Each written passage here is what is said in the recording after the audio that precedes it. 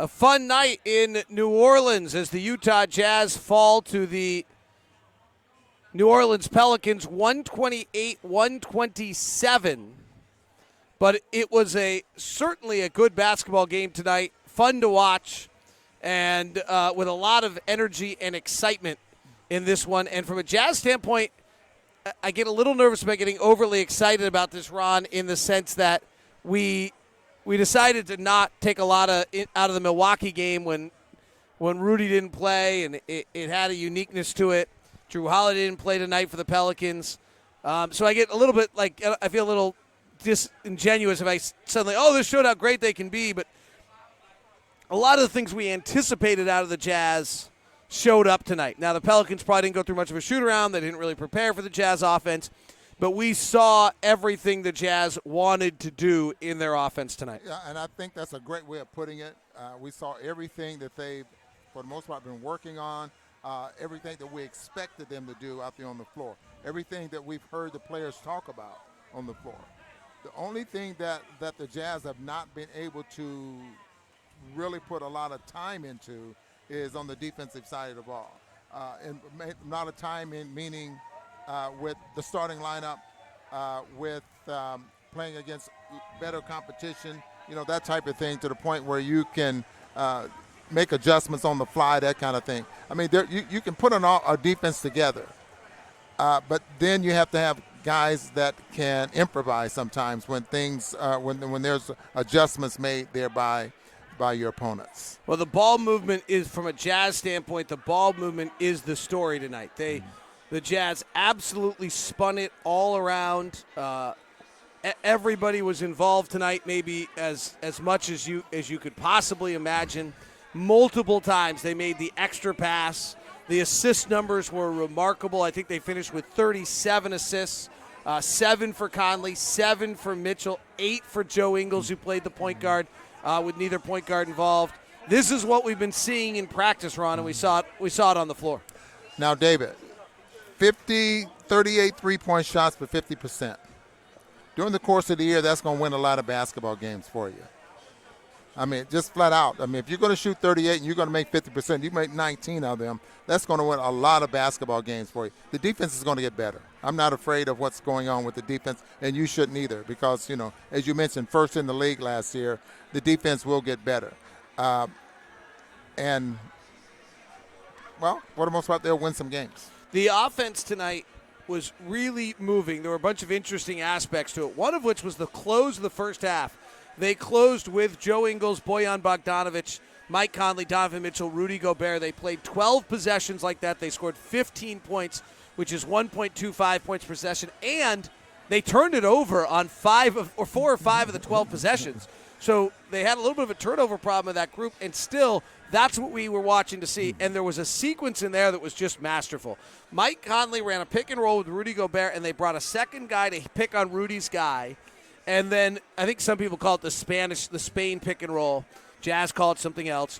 First time, Gobert got a dunk from Conley. Second time, they brought a guy over to deal with Gobert on the roll. So Conley gets it over to Donovan Mitchell for the three. And that's the offense. Really what they just present is problem after problem after problem. Yeah, anytime you can make adjustments like that and just take the next play out of what's taken away from you, and you're still getting that second and third option off of a play. I mean, this is one of the reasons you see Quinn changing things out there in practice, changing things out there on the floor. If this happens, you got this. If this happened, let's get into a pick and roll, and we should have this. I mean, Rudy, you come up. I mean, those things that you're working on them in practice, and you're thinking, okay, they're not going to get that far deep into the shot clock in order for something like that to happen. But, when they do, they got to be ready for it. Well, the Utah Jazz did end up falling on at the end of this game in the final seconds, 128-127. Probably not a big impact on things. Let's go to some of the questions. Rob Alvarad from Facebook says, talk about Jeff Green. 20 points tonight, 8 of 9 shooting, 2 of 3. He can just do a lot in this offense. He's not a great shooter, but tonight you saw his ability to cut. His athleticism at 33 years old is still there. Yeah, he can get points from you in a lot of different directions. And three-point shooter, whether it's consistent or not, he'll have his moments. but he's good around the basket, and he actually runs the floor. If he starts, he'll be solid. If he comes off the bench, he'll be able to do a lot for you in a short period of time, which is absolutely great. When you have a guy come off the bench, can make an impact in a short period of time, that's the luxury for Quinn Snyder. We are Locked On Live as well as Locked On Sports Tonight on Twitch, Facebook, Periscope, as well as YouTube for you on all the Locked On Live channels. We appreciate that very much. Today's program is brought to you by The Store. 6200 South, 20th East is the original location, now with a new location at the Gateway where Ron stops by all the time, and I quite frankly do a lot of work. They gave me the internet password. They should have never, a secret internet password. They should have never done that. I'm never going to leave. I have my La Colombe, my sushi, and a mudslide cookie, and I'm perfectly happy. Also located at Night South and First West in the new mini store location. Stop by and see Utah's own The Store. Based on what you've seen in New Orleans so far, what's Favors' role for the Pelicans? Said Peril Kid. Mm-hmm. What's your thought on Favors' role with the Pelicans? I think he's going to be solid with this team. Favors is going to give them the inside presence that will match, I think, Zion, because the game around the basket is going to be something different. They're going to be a pretty good basketball team, David. From what I've seen tonight, they got some shooters. They definitely has an inside game, and they want to play fast. And one of the things the they best talked player about, didn't play tonight. That's exactly right. It was going to bring that up. But like the Jazz, they want to push the ball up the floor and play fast there as well. What do you think of Zion Williamson?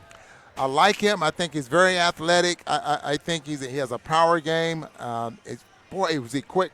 He drove to the basket, shot over Rudy, missed the shot, came up on the other side, off the rebound, and dunked the basketball. That second effort is just great.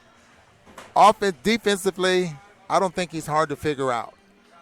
And hopefully the Jazz can do that the next time they play him. Teams are going to kill him defensively. Yeah. Offensively, he's just terrific. I've rarely seen a kid 19 years old that can finish around the basket like that. He's had a nice stroke from the outside. He's not an outside shooter because he doesn't need to. Yeah. I mean, there's no reason for him to shoot from the outside. Nobody can keep him off the rim. Well, we've had a player on our team like that as well, in Rudy Gobert. And so you see the effect that Rudy's had with the Jazz, and we'll see the effect that Zion has with this team without being able to a trustworthy or perimeter player. Joshua McGrath brings up the point that we've questioned all offseason. Was this Quinn's system that got open shots, or was it because they were leaving Jay Crowder and Ricky Rubio?